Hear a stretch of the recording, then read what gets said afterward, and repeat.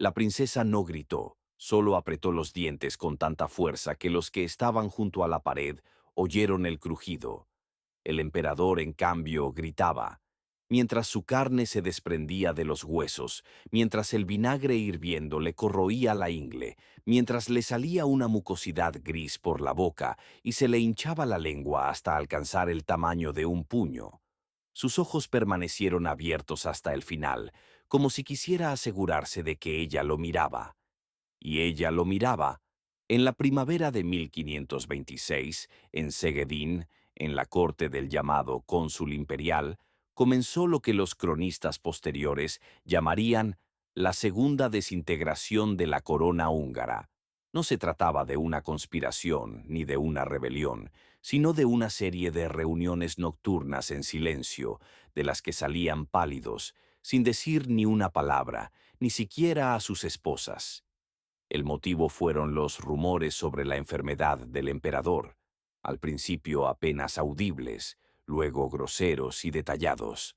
A finales de marzo, el canciller Gabor anotó en su diario: «El señor solo habla por las mañanas.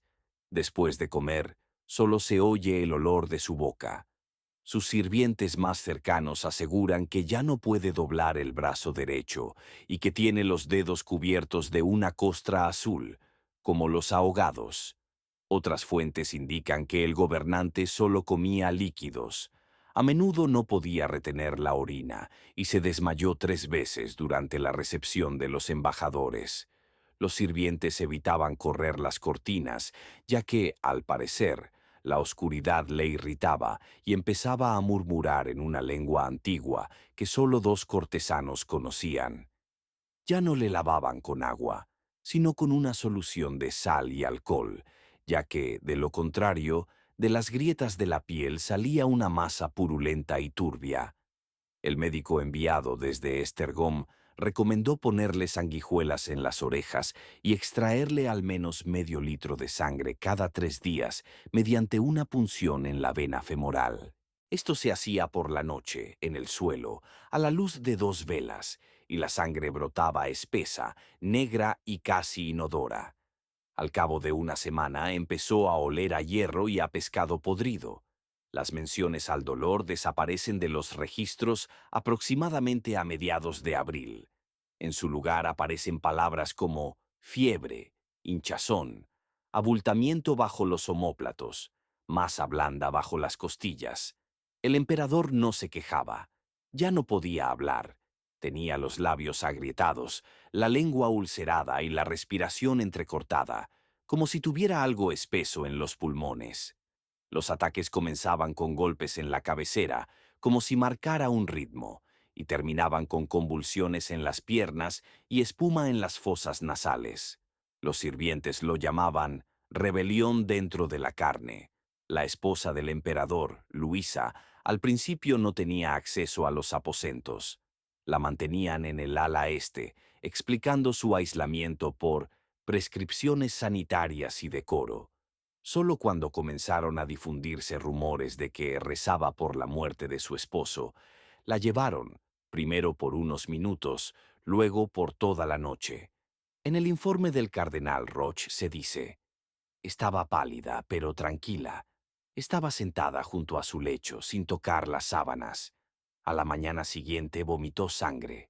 3 días después pidió al padre Román que leyera las oraciones de arrepentimiento sobre el moribundo. Este se negó, alegando el hedor que emanaba de los aposentos y la confusión mental del enfermo. En mayo, el cuerpo estaba irreconocible. El médico Adam Kovács dejó unas notas que más tarde se encontraron en el sótano del archivo. Las vísceras se pudren más rápido que la piel. El abdomen está hinchado, como un bollo. En la ingle hay ampollas del tamaño de huevos de gallina. Una de ellas reventó y salió un líquido espeso, blanquecino, con una mezcla de amarillo, con la misma letra. El olor tras retirar el vendaje recordaba a la col podrida y a la piel frita y grasienta. Por la mañana era peor. Después de comer, insoportable. Los soldados que custodiaban los aposentos comenzaron a cambiar cada día debido a los mareos, los desmayos y las enfermedades mentales. Uno de ellos fue encontrado muerto en los establos, con los labios mordidos y las uñas arrancadas. El cuerpo fue incinerado sin funeral.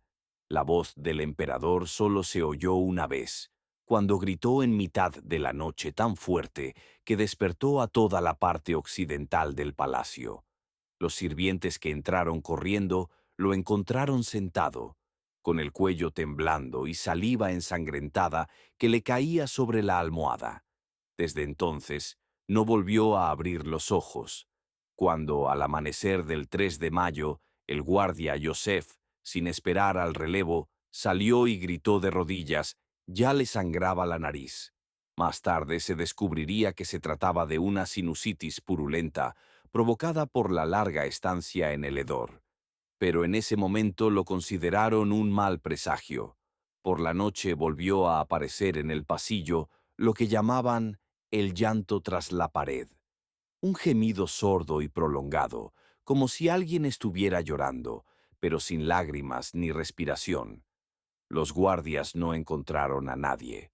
Por la mañana, el duque pidió a sus allegados que trasladaran los aposentos a las salas inferiores, para que no se oyera en el templo.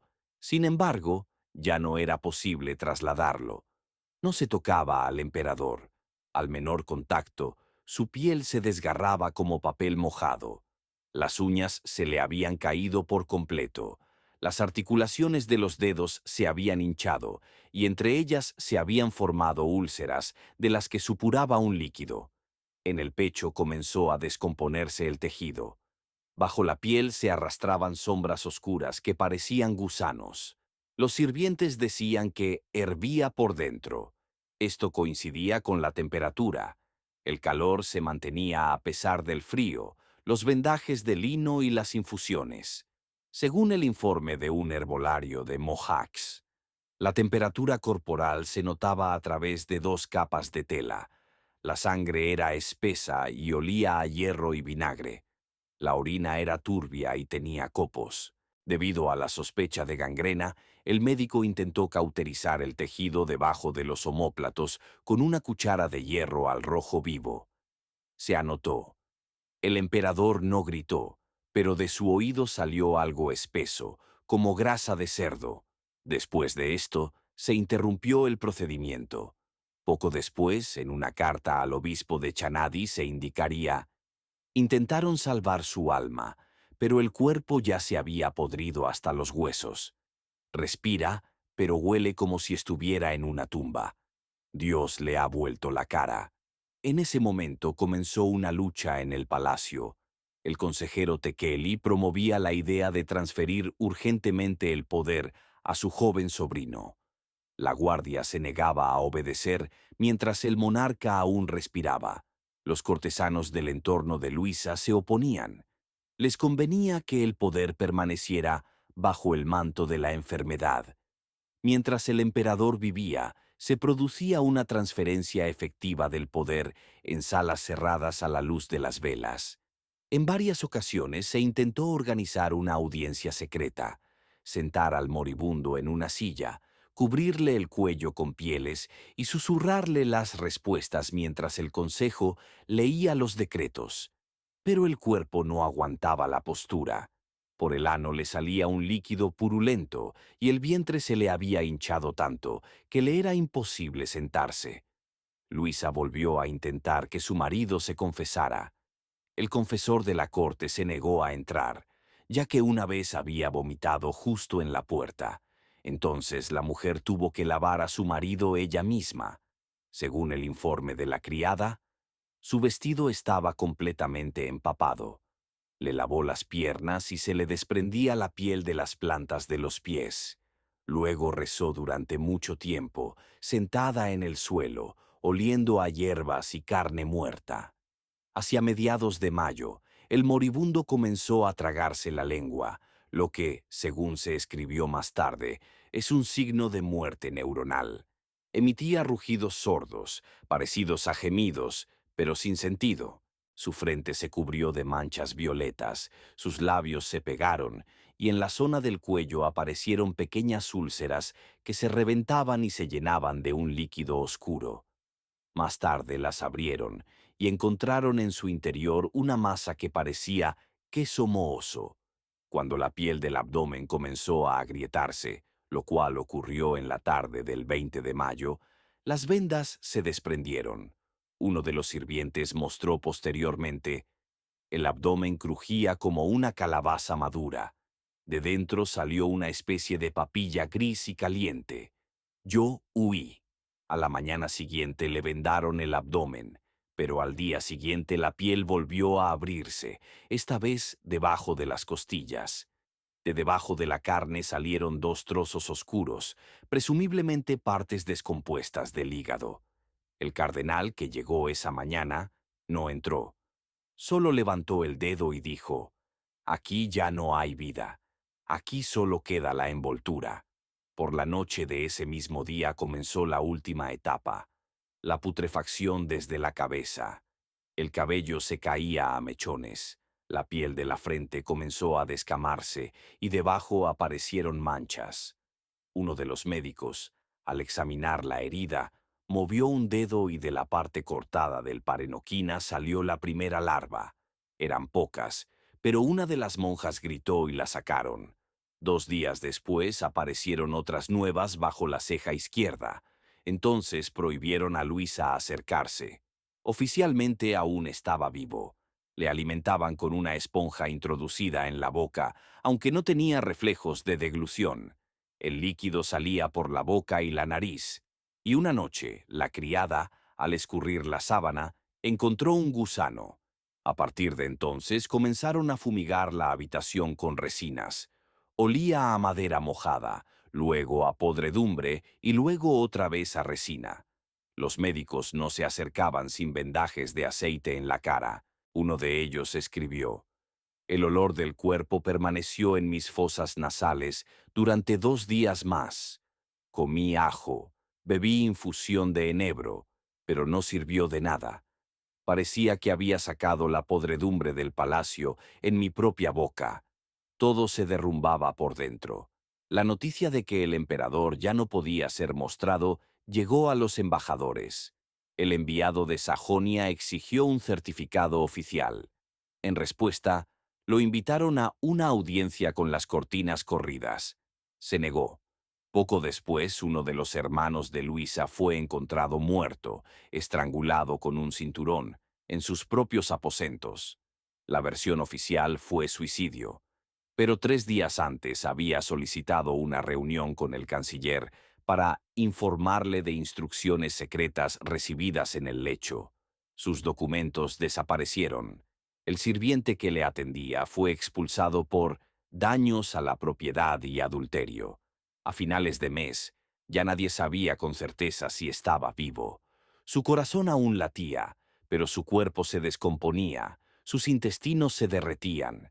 Las larvas le llenaban los oídos y una sustancia turbia brotaba lentamente de las costuras abiertas de su cabeza. Parecía que la muerte se había instalado en él como un huésped, para quedarse. Solo a principios de junio, el cardenal Roch volvió a entrar en su habitación. Escribió: miré como si fuera un hogar. Había miedo, pero también claridad. Ante mí ya no había un hombre, solo algo que una vez respiró. Le leyó la absolución, en voz baja, rápidamente, sin tocar el cuerpo. Los testigos dirían después que el cuerpo se estremeció, como si algo se moviera en su interior. Esperaban que muriera antes de la festividad de San Juan. Habría sido simbólico, conveniente, y habría facilitado el cambio de poder. Pero el cuerpo no moría. Se pudría, se hinchaba, se desmoronaba, pero el corazón seguía latiendo. Lo llamaban cadáver viviente, y entre los cocineros circulaba un dicho: si el emperador sigue vivo, significa que la muerte nos evita. A principios de junio, a medianoche, uno de los sirvientes notó que salía líquido de debajo de la cama. Al principio pensaron que era el orinal. Luego se dieron cuenta de que la tela del colchón estaba empapada y que del cuerpo salía algo espeso, de color amarillo sucio, con manchas de sangre. Cuando intentaron cambiar las sábanas, una de las sirvientas perdió el conocimiento. La reanimaron con vinagre y aplaudiendo con agua fría, pero ella gritaba que él me hablaba con los ojos. El emperador ya no se movía, tenía los ojos abiertos, pero sin enfocar. A veces parecía que las pupilas reaccionaban a la luz, pero era una ilusión. Entre los párpados se acumulaban pus y una película. La piel de la cara se volvió cenicienta. Los pómulos estaban marcados y carcomidos. Uno de los rumores decía que cuando empezó a caerse el pelo, debajo había agujeros en los que se movían larvas. El canciller intentó convocar un consejo secreto para anunciar la muerte de facto, pero eso significaría el fin de todo el orden. Mientras el cuerpo viviera, la corona no podía pasar. Demasiada gente esperaba ese momento. El ejército, el séquito religioso, los herederos colaterales, todos estaban como cuervos en el alféizar.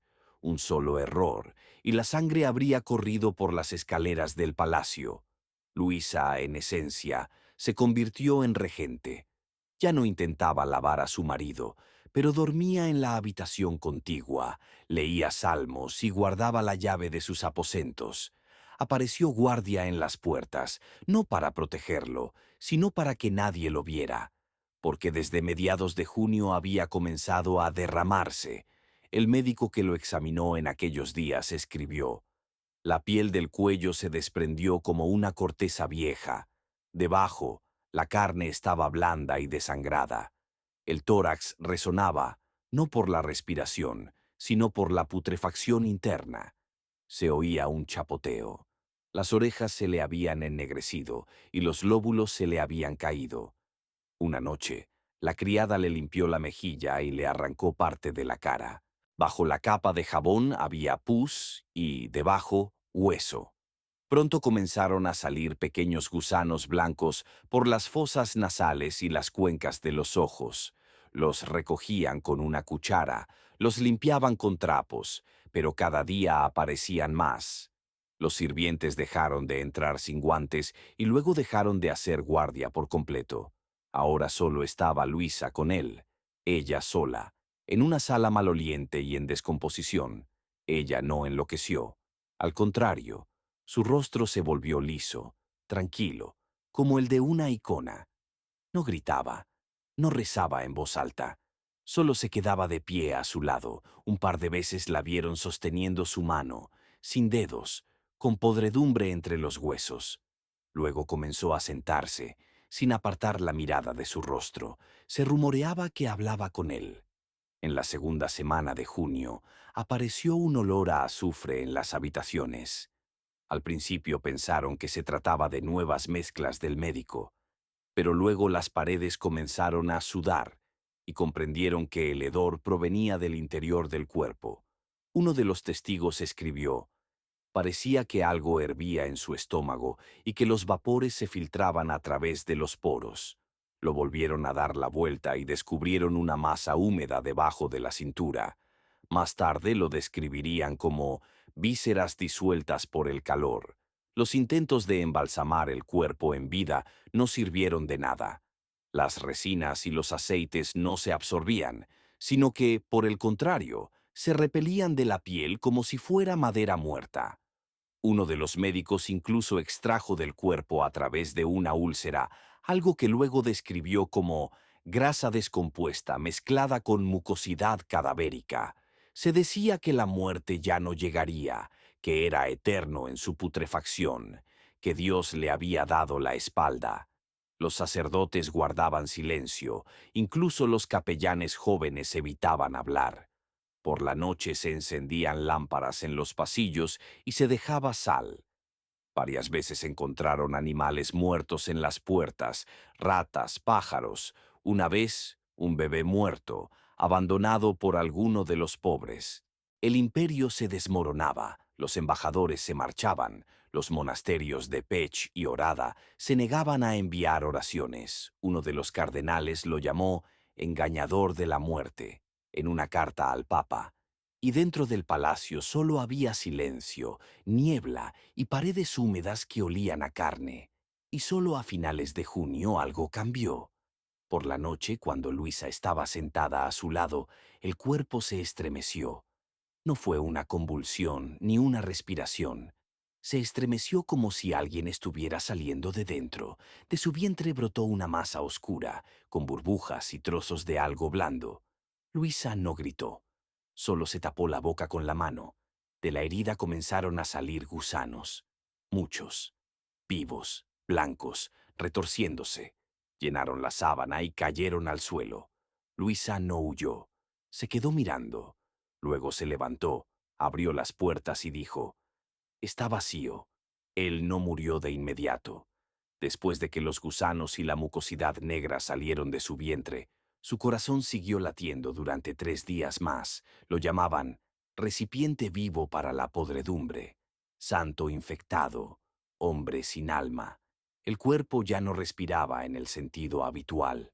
El pecho no se levantaba, los ojos no se cerraban, pero las venas del cuello aún se estremecían, como si algo las empujara desde dentro. Luisa no abandonó la habitación. Su rostro se volvió pálido como una máscara de cera. Por las mañanas permanecía en silencio. Por las noches, escuchaba. A veces parecía que la masa en descomposición en el lecho susurraba. Nadie se atrevía a comprobarlo. Al cuarto día después del derramamiento, trajeron al obispo de Barad. Se negó a entrar en la habitación. Se quedó de pie junto a la puerta, mojó los dedos en aceite y pronunció la fórmula de la absolución. El sacerdote que debía realizar la última confesión se desmayó por el hedor. Lo sacaron en una sábana, sujetándolo por las axilas. La muerte se certificó oficialmente el 3er día de julio. Pero en el informe del capítulo se dice, ya no tenía pulso desde la mañana del día 2. Sin embargo, el hedor impedía acercarse y asegurarse. Tenía los ojos abiertos y los labios agrietados como tierra seca. Al presionarle el pecho, salía espuma marrón. Un tratado posterior atribuye la muerte a una explosión séptica de los órganos internos como resultado de la putrefacción gradual de todo el cuerpo. Se prohibió la incineración del cuerpo. Se debía celebrar un ritual imperial de entierro, pero los maestros que debían preparar el cadáver huyeron. 2 murieron de fiebre y el tercero se suicidó. Hubo que llamar a los monjes. Estos clavaron las ventanas, rociaron el cuerpo con vinagre, lo envolvieron en una piel y lo cocinaron durante 8 horas en una mezcla de hierbas y sebo para detener la descomposición. No sirvió de nada. La piel se reventaba, los gusanos no morían y el líquido seguía saliendo por las grietas. Lucia fue llevada a un convento. Estaba en silencio. Según una de las sirvientas, las últimas palabras de la emperatriz fueron, «Lo siento dentro de mí». Murió en el convento 40 días después, de lo que describieron como podredumbre en el estómago. El funeral se celebró por la noche, sin gente, sin pompa, solo 2 sacerdotes, 5 soldados y un ataúd cerrado. Se decía que estaba impregnado de resina. El lugar de enterramiento fue ocultado. Uno de los diarios dice, en el sótano del castillo, bajo el antiguo altar. Junto a él, los cuchillos con los que le abrieron las heridas y los trapos empapados en pus. A la mañana siguiente comenzó la matanza. Los herederos colaterales reclamaron sus derechos. El ejército se negó a obedecer al consejo. En varias ciudades comenzaron las ejecuciones. Los reformadores acusaron a los obispos de ocultar la muerte. Los católicos declararon bruja a Luisa. La gente común decía que no murió de enfermedad, sino de maldición, y comenzaron a quemar a las herbolarias y a las viudas. La antigua nobleza desapareció en 3 semanas. Algunos acabaron en pozos, otros en pantanos. Algunos fueron estrangulados, otros quemados, otros envenenados. El imperio se derrumbó. Los registros médicos posteriores indican que la causa de la enfermedad fue un absceso purulento que se extendió por todos los órganos internos. En uno de los tratados sobre el cuerpo del gobernante fallecido se escribe: la enfermedad comenzó en la ingle y se extendió hacia arriba, convirtiendo las vísceras en una masa líquida. Los gusanos aparecieron en la sexta semana. Los ojos perdieron la reacción a la luz en la quinta. Dejó de hablar al cuarto día. Los rumores de que la carne seguía viva después de la muerte no han sido confirmados, pero tampoco refutados. En la pared de su dormitorio, bajo capas de hollín y moho, muchos años después se encontró una inscripción. Ardió por dentro. Me miró hasta el final. No se fue.